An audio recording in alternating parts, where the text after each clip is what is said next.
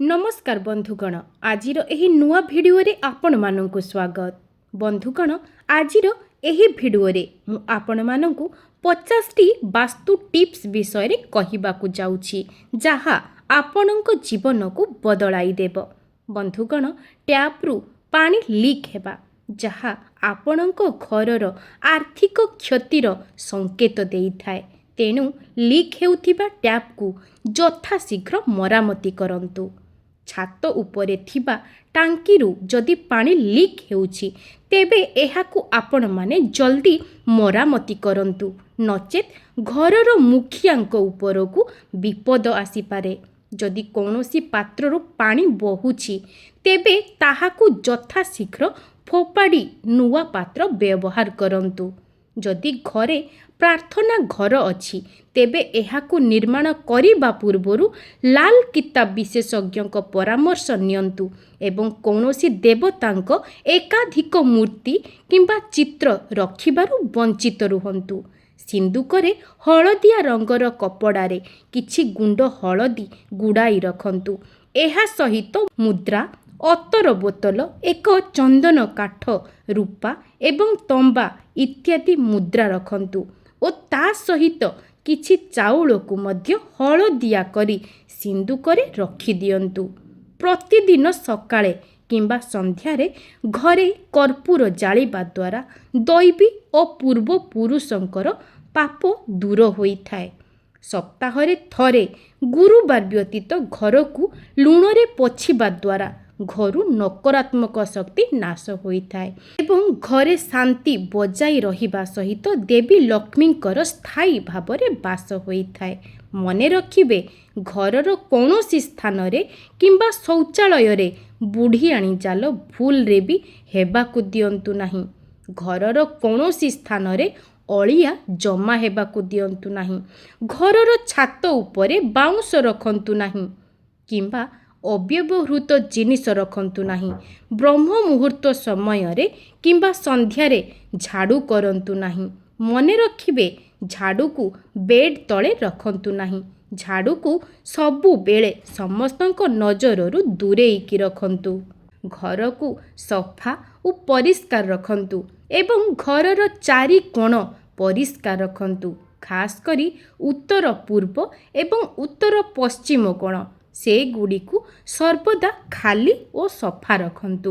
Bathroom को ओदा रखिबा आपणकर आर्थिक परिस्थिति पाई भल नुहे। तेणु व्यवहार परे एहाकु कपड़ा साहाय्य रे सुखाइबाकु चेष्टा करंतु।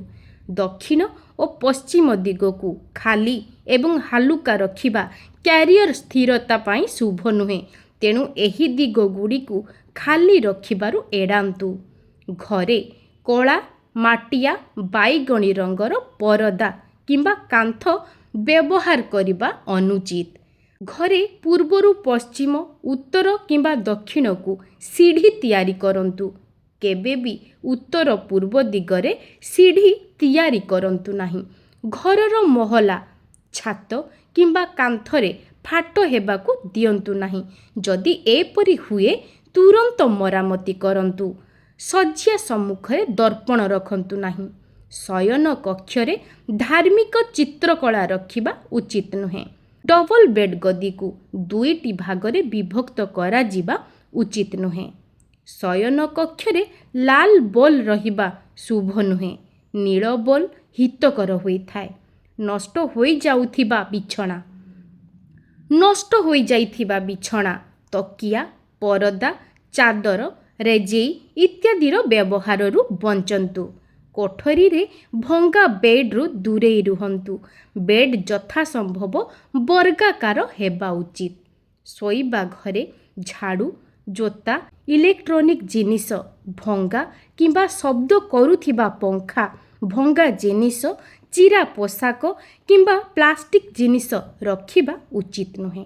बाथरूम रे नील बाल्टी किंबा गाधेइबा पाई काठ पटा रखंतु। बाथरूम रे जे कोनोसी फोटो टांगीबाठू दूरेइकी रुहंतु। एहा बदल रे उपयुक्त दिगरे एक छोट दर्पण रखिबा उचित। ବାଥରୁମରେ ମନି ପ୍ଲାଣ୍ଟ ଲଗାଇବା ଭଲ। ବାଥରୁପରେ ବାସ୍ତୁଦୋଷ ଦୂର କରିବା ପାଇଁ ନୀଳ ମଗ ଓ ବାଲ୍ଟି ବ୍ୟବହାର କରନ୍ତୁ।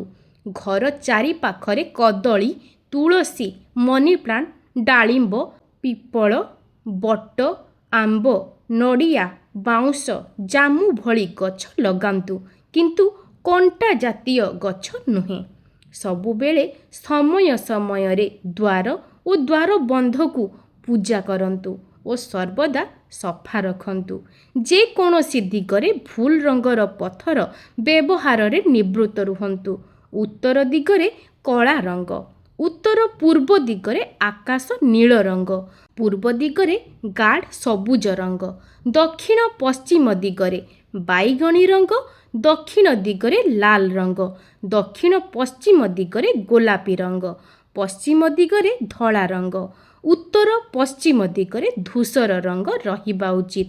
ଯଦି ଆପଣ ବିଭିନ୍ନ ରଙ୍ଗର ପଥର ବ୍ୟବହାର କରିବା ପାଇଁ ଚାହାନ୍ତି ନାହିଁ, ତେବେ ଆପଣ ସମସ୍ତ କୋଠରୀରେ ଗାଢ଼ ସବୁଜ କିମ୍ବା ହଳଦିଆ ବ୍ୟବହାର କରିପାରିବେ। ହଳଦିଆ ମଧ୍ୟରେ ପୀତାମ୍ବର ସର୍ବୋତ୍ତମ ଅଟେ। ପ୍ରତ୍ୟେକ କୋଠରୀ ପାଇଁ ବିଭିନ୍ନ ପ୍ରକାରର ସୁନ୍ଦର କାର୍ପେଟ୍ ପକାନ୍ତୁ ଏବଂ ପ୍ରତ୍ୟେକ ଦିନ ସେହି କାର୍ପେଟ୍କୁ ଭଲ ଭାବରେ ସଫା ରଖନ୍ତୁ। ପ୍ରତ୍ୟେକ କୋଠରୀର ମଧ୍ୟଭାଗରେ ମଣ୍ଡନା ଆଙ୍କନ୍ତୁ। ପ୍ରବେଶ ଦ୍ୱାର ବାହାରେ ରଙ୍ଗୋଲି ଆଙ୍କନ୍ତୁ। ରଙ୍ଗୋଲି କିମ୍ବା ମଣ୍ଡନା ହେଉଛି ଆମର ପ୍ରାଚୀନ ସଭ୍ୟତା ଓ ସଂସ୍କୃତିର ସମୃଦ୍ଧିର ପ୍ରତୀକ। ଏହା ପରିବାରରେ ଖୁସି ଆଣେ। ଯଦି ଆପଣଙ୍କ ଘରର କୌଣସି ସ୍ଥାନରେ ଟାଇଲ୍ସ ଭାଙ୍ଗି ଯାଇଛି, ତେବେ ତୁରନ୍ତ ମରାମତି କରିବା ଉଚିତ। ବାସ୍ତୁ ଅନୁସାରେ ଭଙ୍ଗା ଟାଇଲ୍ସ ଅନୁପଯୁକ୍ତ ଅଟେ। ଘରର ମହଲା ପୂର୍ବ, ଉତ୍ତର କିମ୍ବା ଉତ୍ତର ପୂର୍ବ ଦିଗରେ ଢଳେଇ ହେବା ଦରକାର। ଏହା ସର୍ବୋତ୍ତମ ଅଟେ। ଘର ଭିତରେ କିମ୍ବା ଦ୍ୱାର ଉପରେ ଗଣେଶଙ୍କ ଚିତ୍ର ରହିବା ଦରକାର।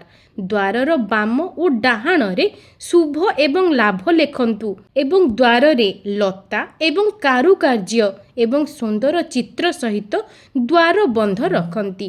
ଦ୍ୱାରବନ୍ଧ ମଧ୍ୟ ଭଲ ଏବଂ ମଜବୁତ ଥିବ। ଦ୍ୱାରବନ୍ଧ ଚାରିପଟେ ସ୍ୱସ୍ତିକ ଚିହ୍ନ ରହିବା ଶୁଭ ଅଟେ। କେବେ ବି ଦ୍ୱାର ବାହାରେ ଗୁରୁ କିମ୍ବା ଅନ୍ୟ କୌଣସି ଦେବାଦେବୀଙ୍କ ଫଟୋ ରଖନ୍ତୁ ନାହିଁ। ରୋଷେଇ ଘରେ ପିତ୍ତଳ କିମ୍ବା ରୂପାର ପାତ୍ର ବ୍ୟବହାର କରନ୍ତୁ ଏବଂ ରୋଷେଇ ଘର ଦକ୍ଷିଣ ପୂର୍ବ କୋଣରେ ରହିବା ଉଚିତ। ସ୍ନାନଗାର ଏବଂ ଶୌଚାଳୟ ସଂଲଗ୍ନ ହେବା ଉଚିତ ନୁହେଁ। ରୋଷେଇ ଘର ପାଖରେ ମଧ୍ୟ ଏହି ଘର ରହିବା ଉଚିତ ନୁହେଁ। ଘରର ଦ୍ୱାର ଭଲ ଭାବରେ ସଜାଯିବା ଉଚିତ ଏବଂ ଘରର ଦୁଇଟି ଦ୍ୱାର ମଧ୍ୟ ରହିବା ଉଚିତ। ଆପଣଙ୍କ ଝରକା ଗୁଡ଼ିକୁ ଭଲ ଭାବରେ ସଜାନ୍ତୁ ଏବଂ ପରଦାରେ ଆଚ୍ଛାଦିତ କରନ୍ତୁ। ଝରକା ଚାରିପାଖରେ ଲତା, ରଙ୍ଗୋଲି କିମ୍ବା ମଣ୍ଡଳର ଚିତ୍ର ରହିବା ଶୁଭ ଅଟେ। ଅତିଥି କକ୍ଷରେ ବଡ଼ ହଂସର ଚିତ୍ର ଟାଙ୍ଗନ୍ତୁ। ଏହା ପ୍ରଚୁର ଧନ ବୃଦ୍ଧି କରିବାର ସମ୍ଭାବନାକୁ ଆଣିଥାଏ। ବିକଳ୍ପ ଭାବରେ ଆପଣ ଗୋଟିଏ ଟଙ୍କାର ଗଦା ଚିତ୍ର ସହ ଛୋଟ ଚିତ୍ର ମଧ୍ୟ ରଖିପାରିବେ। ଘରୋଇ ବିବାଦ ତଥା ବୈଚାରିକ ପାର୍ଥକ୍ୟକୁ ଏଡ଼ାଇବା ପାଇଁ ଏକ ହସୁଥିବା ମିଳିତ ପରିବାରର ଚିତ୍ର ନିଶ୍ଚୟ ଟାଙ୍ଗନ୍ତୁ। ଯଦି ଆପଣ ଅନ୍ୟମାନଙ୍କ ଫଟୋ ଟାଙ୍ଗିବା ପାଇଁ ଚାହୁଁନାହାନ୍ତି, ତେବେ ଆପଣ ଦକ୍ଷିଣ ପଶ୍ଚିମ କୋଣରେ ଖୁସି ମନରେ ନିଜ ପରିବାରର ସଦସ୍ୟଙ୍କର ଫଟୋ ରଖନ୍ତୁ। ସମୁଦ୍ର କୂଳରେ ଦୌଡ଼ୁଥିବା 7ଟି ଘୋଡ଼ାର ଚିତ୍ର ପୂର୍ବ ଦିଗରେ ନିଶ୍ଚୟ ରଖନ୍ତୁ। ଏହା ବହୁତ ଶୁଭ ହୋଇଥାଏ।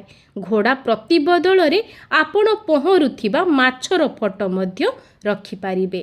ଅତିଥି କକ୍ଷରେ ପରିବାରର ଆସନ ମୁଖ୍ୟ ପଛରେ ପର୍ବତ ଏବଂ ଉଡ଼ୁଥିବା ପକ୍ଷୀର ଚିତ୍ର ରଖିପାରିବେ। ଏପରି ଚିତ୍ର ଆତ୍ମବିଶ୍ୱାସ ଏବଂ ମନୋବଳକୁ ବୃଦ୍ଧି କରିବ।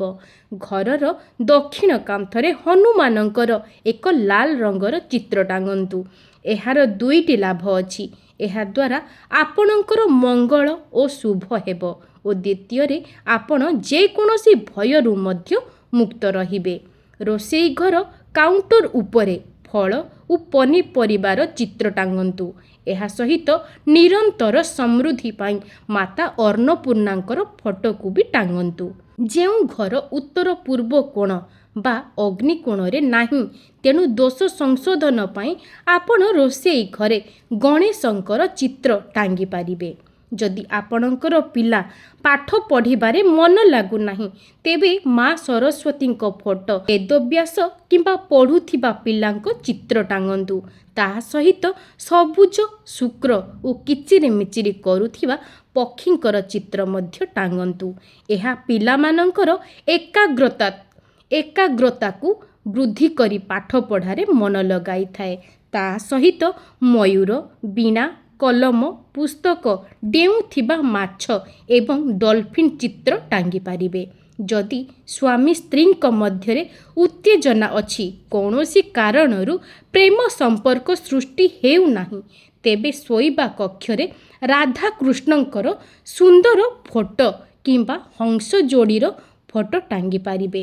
ଭୁଲରେ ଶୟନ କକ୍ଷରେ ପାଣି ସହିତ ଜଡ଼ିତ କୌଣସି ଚିତ୍ର ରଖନ୍ତୁ ନାହିଁ, ନଚେତ୍ ସ୍ୱାମୀ ସ୍ତ୍ରୀ ସେହି ଆଡ଼କୁ ଇଙ୍ଗିତ ହୋଇଥାନ୍ତି। ଯଦି ଶୌଚାଳୟ ଭୁଲ ଦିଗରେ ଅଛି, ତେବେ ଏହା ପ୍ରଚୁର କ୍ଷତି ଏବଂ ଆର୍ଥିକ ସଙ୍କଟର କାରଣ ହୋଇଥାଏ। ପ୍ରାରମ୍ଭିକ ଉପାୟ ଭାବରେ ଶିକାର ହେଉଥିବା ସିଂହର ଚିତ୍ରକୁ ନିଶ୍ଚୟ ଟାଙ୍ଗନ୍ତୁ। ତେବେ ବନ୍ଧୁଗଣ, ଆଶା କରୁଛି ଆଜିର ଭିଡ଼ିଓଟି ଆପଣମାନଙ୍କୁ ନିଶ୍ଚୟ ଭଲ ଲାଗିଥିବ। ଭିଡ଼ିଓଟି ଭଲ ଲାଗିଥିଲେ ଲାଇକ୍ କରିବେ, ସେୟାର କରିବେ। ଚ୍ୟାନେଲରେ ନୂଆ ଥିଲେ ସବସ୍କ୍ରାଇବ୍ ନିଶ୍ଚୟ କରିବେ। ଆଜି ପାଇଁ ରହୁଛି, ନମସ୍କାର।